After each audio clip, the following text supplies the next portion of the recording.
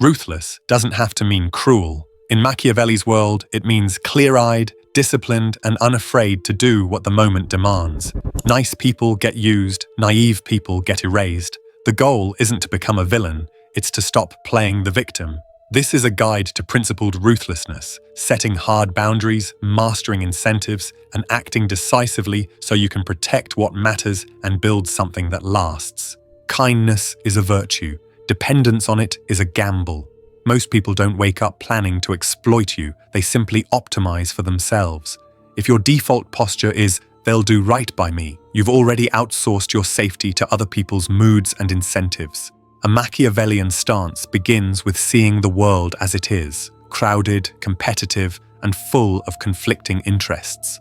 That clarity doesn't require cynicism, it requires measurement. Start by tracking where your generosity routinely turns into obligation.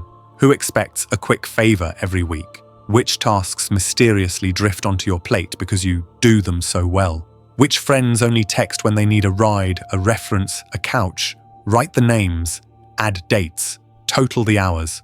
Once you put numbers to the drain, sentimentality has to argue with data, and it usually loses.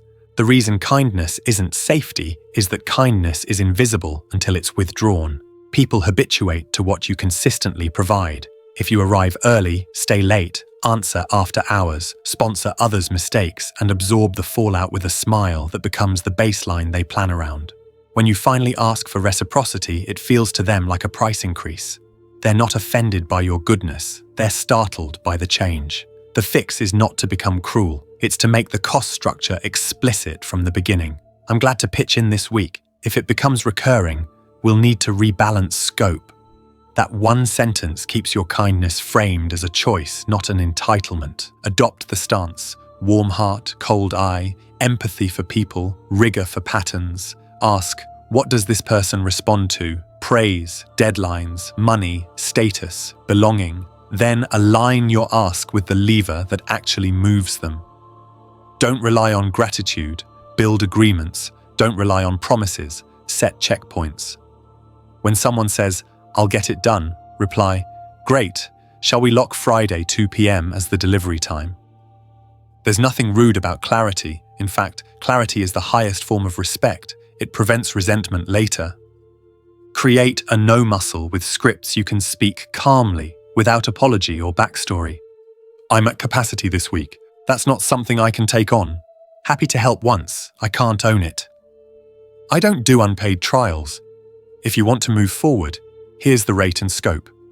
Deliver each line like a weather report, neutral, final, free of drama. The more words you add, the more negotiation you invite. If they push, repeat the boundary once, then pivot. If helpful, here are 2 alternatives. A firm no paired with a useful alternative is the gold standard. It preserves the relationship while protecting your time. Build filters for early detection of lopsided dynamics. The reciprocity lag test. Do favors come back within 60 days without you asking? The who benefits map. For any request, list top 3 beneficiaries. If you're not in the top 3, consider declining. The attention audit. Do they only show up for outcomes, not the work? That's a consumer, not a partner. The deadline delta. Who assumes your schedule will flex and who volunteers to adjust theirs? In negotiation, kindness backfires when it blurs incentives. Don't say, "I trust you," just pay me what you think is fair. You think you sound noble, they hear lowest possible number. Quote a clear price, articulate the value, and define success metrics. Then add teeth. Payment due on delivery, late payments incur a 5% fee. You're not punishing them, you're protecting the project from entropy. People respect what protects itself. Understand the psychology of takers. They test, not always consciously. They push deadlines, reroute responsibility, ignore small boundaries to see whether the system holds. Your response teaches them how to treat you. The first miss is an event. The second miss is a pattern. The third miss is a policy failure. Yours. Respond proportionally and early. We agreed on Tuesday. When dates slip, I reshuffle other commitments. Let's reset with a shared calendar and milestones. Next miss, and we pause the engagement. Calm, documented, enforced. Practice, soft front, hard back. In conversation, stay gracious. In operations, be steel. That means deposits before work, contracts before meetings, agendas before calls, and cancellations with fees. It also means you stop explaining your why. Over-explaining is a tell of insecurity. You owe reasons to mentors and partners, not to every passerby with an opinion about your schedule. When someone tries to guilt you, "You used to be so helpful," translate it into plain meaning. "I'm adjusting my boundaries and they preferred the old version." Good. That means you're changing the system. Finally, recognize that real kindness scales when you protect it.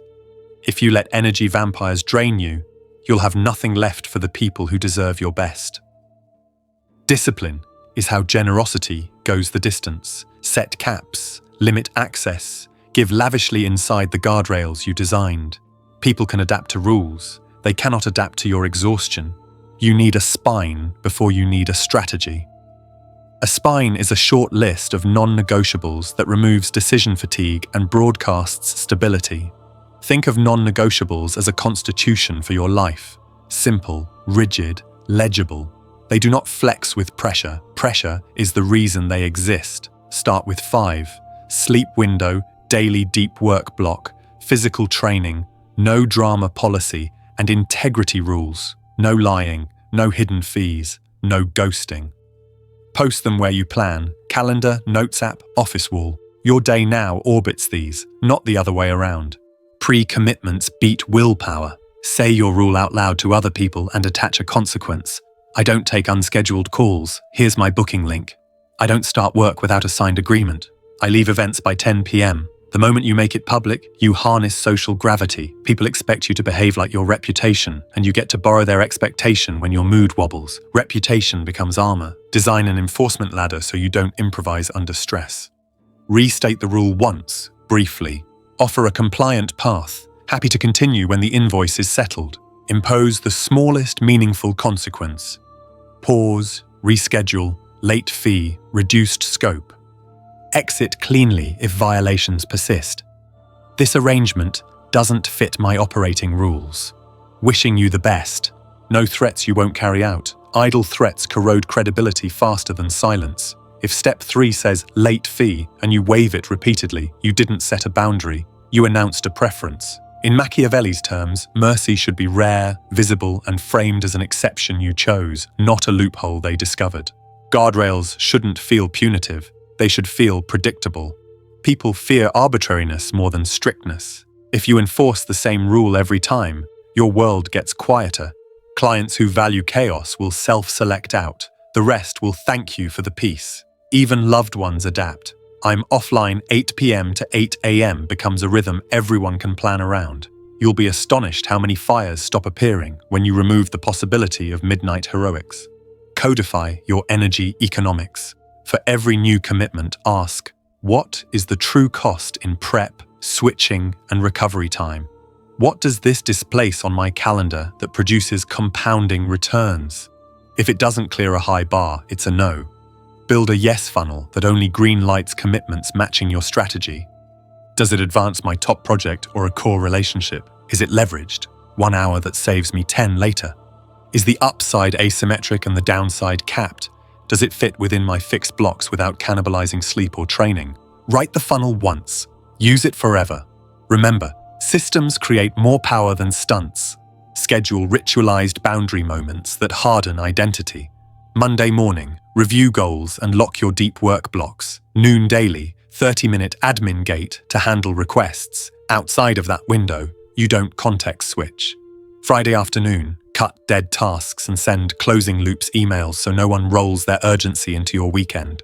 These rituals are small public ceremonies that signal who you are. Over time, people anticipate your cadence and stop trying to bend it. Create a short policy deck you can paste into any conversation. Communication, email for scope, platform chat for quick questions, no DMs for work. Timing, responses within 24 hours on weekdays, no weekends. Scope, requests outside scope trigger a change order. Payment, 50% upfront, 50% on delivery, late fees apply. Meetings, agenda required 24 hours in advance, otherwise async. You don't need a company to have company policies. You need a life worth defending. Use environment design to make rule-keeping effortless. Remove chat apps from your phone. Keep a second phone for family only. Install website blockers during deep work blocks. Put gym clothes next to your bed and meetings in the afternoon so training has zero friction. The best boundary is the one you don't have to remember, your environment remembers for you. Protect your principles from your moods with if-then automation. If a request arrives after hours, then it gets a canned response with your office hours and booking link. If a meeting has no agenda by the deadline, then you propose an asynchronous update or reschedule. If someone misses 2 deadlines, then scope is reduced or the project pauses. No judgment, no adrenaline, just protocol. You are not being harsh, you are being legible. Legibility is kindness to your future self. Expect pushback.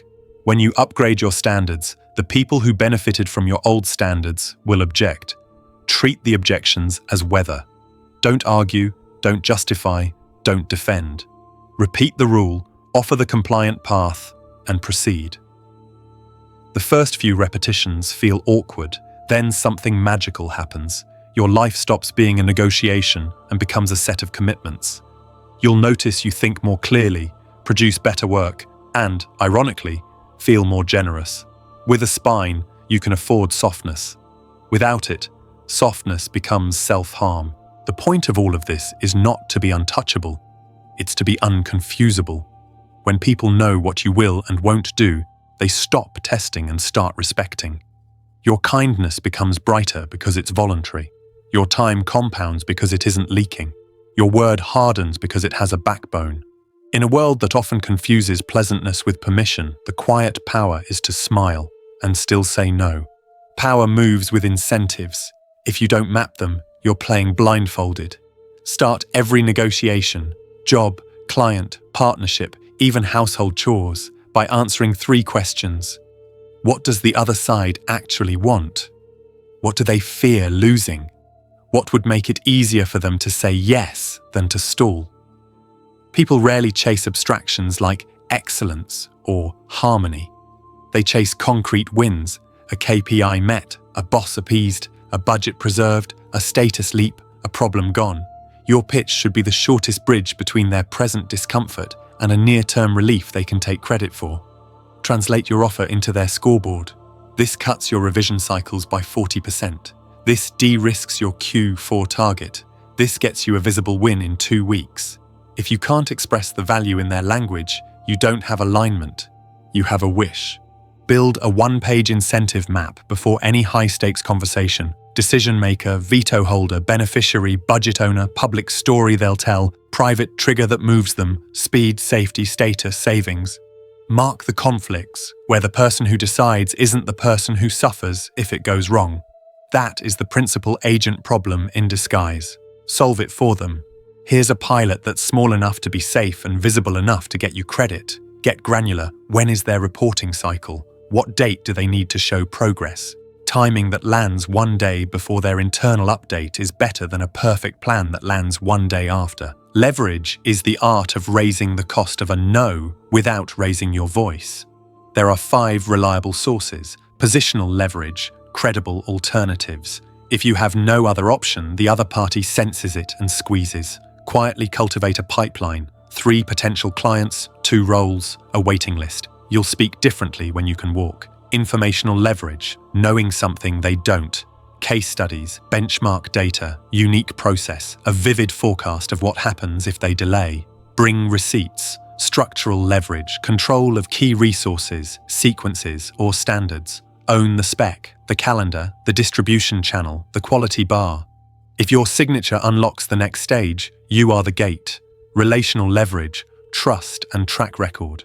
People pay more for reliability because unreliability is expensive. Show that your last 3 deliveries were on time and boring. Boring is gold. Temporal leverage, decisive timing, deadlines, seasonality, attention windows. A modest offer at the perfect moment beats a superior offer at the wrong time. To build leverage before you need it, engineer scarcity ethically. Limit your intake windows, publish lead times, create tiers with clear service levels. When you're always available, you are signaling that your time is cheap. Set a minimum engagement size so projects that create chaos disqualify themselves. Pre-collect deposits, pre-commit schedules. This isn't theatre, it's the infrastructure that prevents last-minute panic from becoming your daily weather. In the room or in the email, deploy moves that tilt the game in your favor. Anchor first with a clear scope and price, then justify with outcomes and proof. Shorten the distance to yes with micro-commitments. Let's lock the kickoff date while legal finalizes the agreement. Convert vague praise into explicit commitment. I'm glad this resonates. Should we confirm the 12-week package we discussed?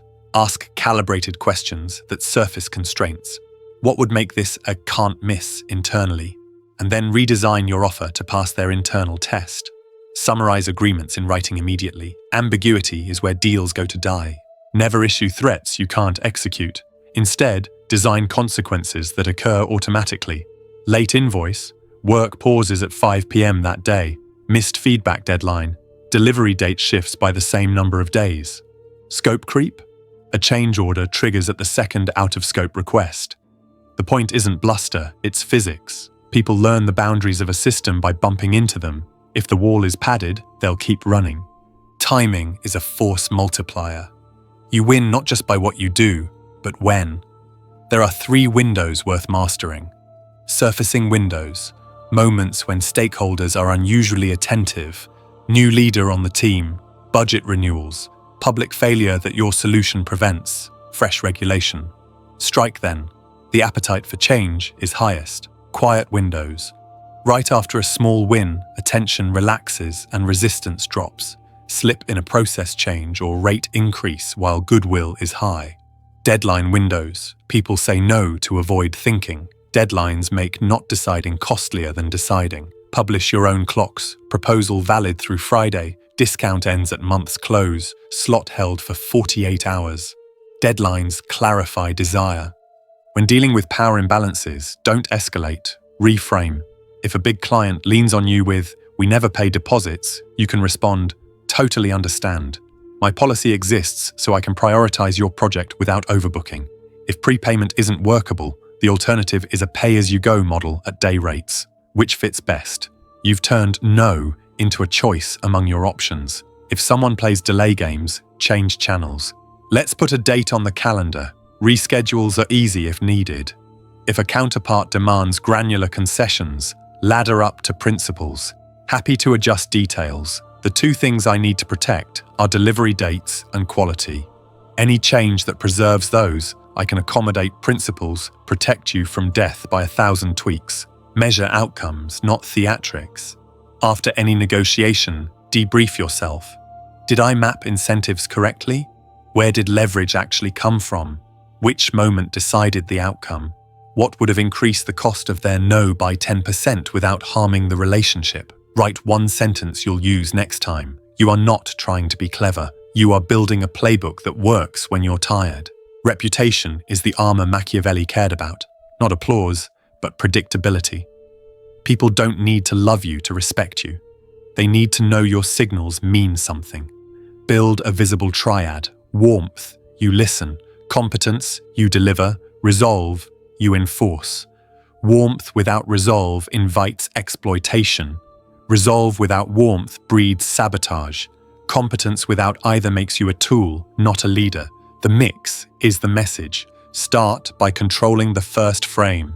Most people let others define them by default. The junior, the cheap option, the person who'll fix messes at 2 a.m. Claim the frame early with artifacts and behavior that make a different story irresistible. A crisp 1-page scope, a clear rate card, a public portfolio of punctual deliveries, a steady posting cadence sharing thinking not drama, all of these say, without saying, I am serious, I am stable, I am scarce. Your clothes, your calendar, your comms hygiene are not vanity. They are pre-commitments other people can see. Signals that compound trust. You reply within your stated window, not instantly, not erratically. You confirm agreements in writing, you manage expectations before they wobble, and you narrate the plan. Here's what to expect this week. Draft, Wednesday, 3 p.m. Review window 24 hours. Final Friday, 5 p.m. When reality diverges, you surface it before they discover it. We're trending 1 day behind due to X, proposing Y to preserve the launch date. People forgive friction when they are never surprised. Design an optics protocol for moments that bend reputations: onboarding, conflict, error, exit.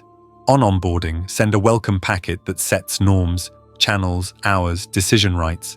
In conflict, stay factual and make the path forward smaller. 2 options: remove feature A and ship Friday, or keep A and move to Tuesday. In error, own, repair, prevent. I missed X. Here's the fix by 4 p.m. and the checklist that stops it happening again. In exit, be generous, even if they weren't. I'll package the handover and keep the link active for 30 days. People talk most about the first and last 5 minutes. Rehearse those minutes. Manage your public narrative intentionally. You don't owe the internet your diary. Share finished work, useful frameworks, and rare lessons. Avoid public spats and vague complaints. Those are reputational leaks. Publish on a rhythm you can keep. Weekly beats beat sporadic bursts. Make your page look like someone who ships, not someone who fumes. If you're a leader, make your team's wins louder than your own. Reflected glory builds quiet fear, a useful kind. When you must say no, do it in a way that adds to your myth of consistency. That's outside scope, and I stick to scope so we can keep our delivery promises. Happy to add it as a phase 2 at X rate.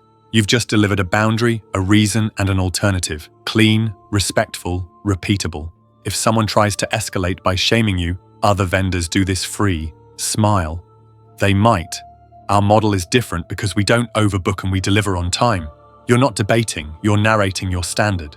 Treat ambiguity as your enemy in optics. Ambiguity about your role, your rules, or your response time forces others to invent stories, usually unflattering ones.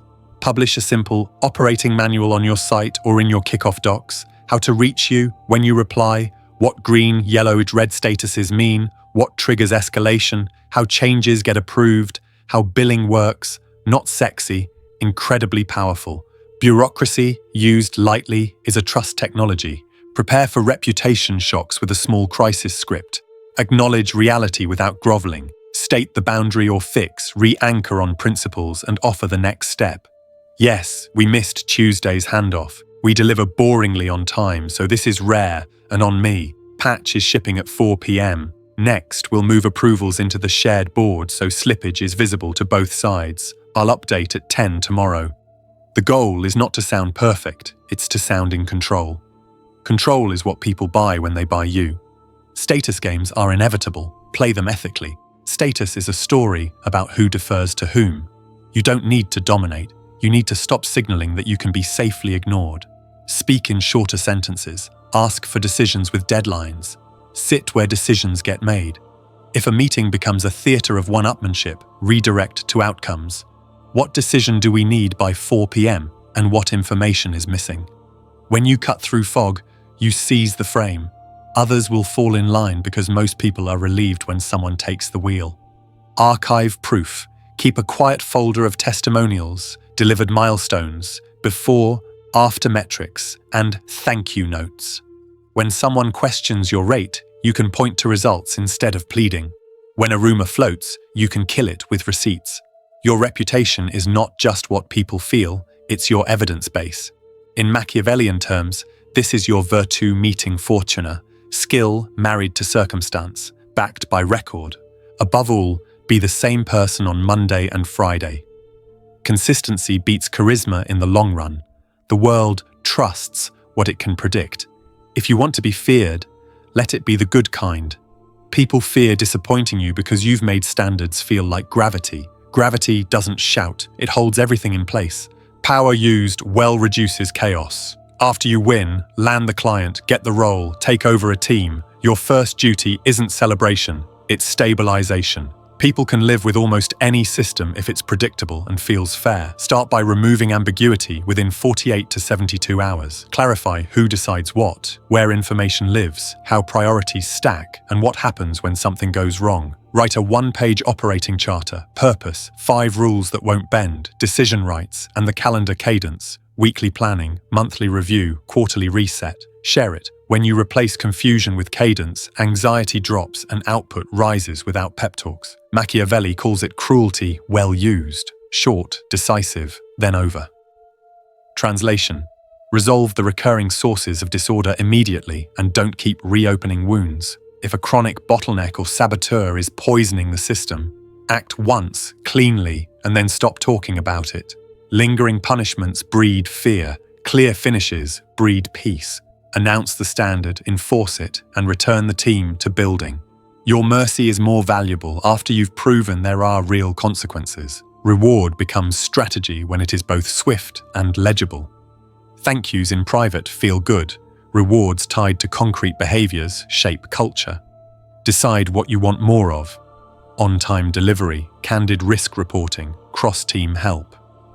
Build a loop that pays those behaviors fast. A small bonus, first pick of projects, public credit in the weekly note, a visible wins channel that explains why this win matters. Make the reward schedule boringly consistent. People will route their effort toward the shortest path to recognition. Make that path the behaviors that stabilize the whole. Build a simple justice system. Write down infractions, a ladder of responses, and an appeal route. Example: first miss, coaching and a written adjustment. Second miss, scope reduction or role shift. Third miss, exit with handover. Combine this with an amnesty window at the start. For the first 2 weeks, anyone can surface hidden risks or past mistakes without penalty. After the window closes, non-disclosure becomes the bigger offense. This pairing, amnesty then enforcement, turns fear into honesty, then honesty into reliability. Convert rivals into stakeholders where possible. Map what they control, relationships, information, morale, then design a role that lets them win under the new rules. Give a high-visibility deliverable with a short feedback loop so competence is measurable, not debated. Offer status in exchange for standards. Lead the initiative. These are the non-negotiables. Some will self-select out when power no longer flows through drama. Others will become your strongest allies because you gave them a future. Either way, you reduce the number of people paid to hope you fail. Institutionalize your principles so they outlive mood. Turn repeated choices into policies. Turn policies into templates. Turn templates into automation. If response times matter, set SLAS and auto-acknowledge messages. If scope creep kills you, embed change order forms in the workflow. If deadlines slide, connect dates to dashboards everyone sees. People obey gravity more than speeches. Make your standards gravitational. Stability loves buffers. Put slack into money, manpower, and time. Keep a cash reserve. Keep one extra capable generalist on the bench. Pad timelines by 15% as policy. Buffers are not laziness. They are insurance against fortuna, luck, weather, black swans. Machiavelli admired virtù, the skill to shape circumstances, but he also recognized luck's chaos. Buffers are how skill defeats bad weather. Practice effective mercy. You don't let every mistake slide. You design forgiveness to strengthen the system. Forgive quickly when someone surfaces their own error early with a fix and a prevention plan. Be colder when someone hides the error, blames sideways, or repeats the same wound. Mercy should educate the group about the rule, not confuse them about whether rules exist. When you do grant an exception, label it as an exception and explain the reason. Hidden exceptions rot legitimacy. Script the post-win 30-60-90 so people feel the order settling around them. Day 0 to 7, publish the operating charter, establish the meeting rhythm, make 2 visible improvements that remove friction. People feel daily, faster approvals, clearer board, fewer meetings. Day 8 to 30, lock roles and interface rules. Set 3 metrics you will be boringly on time about. Resolve 1 chronic source of chaos decisively. Day 31 to 60, open feedback loops, retros, office hours. Standardize processes that worked. Retire the ones that didn't. Promote the people who modeled the new standard. Day 61 to 90, codify in docs, automate the repeated steps, and design your succession or backup so stability no longer depends on you being in the room. Narrative is part of stability. People align faster when they understand why the new order is safer for them. Tell the story plainly. Our old way burned people out and delayed launches. The new rules trade a bit of flexibility for a lot of predictability. You'll get clearer priorities, fewer last-minute scrambles, and rewards for surfacing risks early. Repeat this every week for a month. Most revolts are really communication failures. Set up green/yellow/red status rituals so issues surface before they metastasize. Green means on track, yellow means a specific risk with a mitigation, red means date or scope must change. Ban the vague, it's fine. Demand, what would make it fine by Friday? You're training the culture to think in levers and deadlines, not feelings and vibes. Use generosity to signal security, not weakness. After you enforce a tough call, look for places to be conspicuously fair. Extra training for those who want to rise. A stipend for tools, flexible hours tied to outcomes, a clear path to earn more responsibility. People accept high standards when the path to winning is visible and the spoils are shared. Make the pie bigger and share slices proportionally to contribution. If the only way to win is proximity to you, you breed court politics. If the way to win is contribution measured by a scoreboard, you breed builders. Keep your enforcement cold and your praise warm. Enforce rules with brief written decisions that reference the standard. Praise people with names, examples, and public credit. Don't humiliate in public. Don't flatter in private only. Everyone should know what good looks like and who did it. That visibility makes emulation easier than scheming. Create redundancy in leadership. If one person's absence halts a process, you don't have a team. You have a personality cult with a bottleneck. Cross-train, rotate ownership of recurring rituals. Keep a runbook that a competent stranger could follow. The quieter your absence becomes, the more durable your power actually is. Stability is measured by how little breaks when you step away. Be explicit about what will never change and what can. We will not compromise on safety, on-time delivery, or financial honesty. We will experiment with tools, meeting formats, and team structure. When people know which pillars are sacred, they stop wasting energy lobbying you there and put creativity into the flexible areas. Constraints focus talent. Design exits with dignity. Not everyone fits the new order. Not everyone should. Offer clean departures with a clear narrative and a thoughtful handover. Vindictive exits poison the room and make survivors hedge. A fair exit says to the group, even when we part ways, the system is humane. The fear you want is not fear of you, it's fear of disappointing the standard that keeps everyone safe. In relationships beyond work, the same mechanics apply. After you impose new boundaries, stabilize them with rituals. Weekly planning with your partner. A shared calendar with non-negotiable recharge blocks. A rule that complaints must come with a proposed change. Reward the behaviors that make the home calmer. On-time arrivals, clear asks, ownership of chores, immediately and warmly. If family members test the new boundary, respond once with the rule and the consequence, then follow through.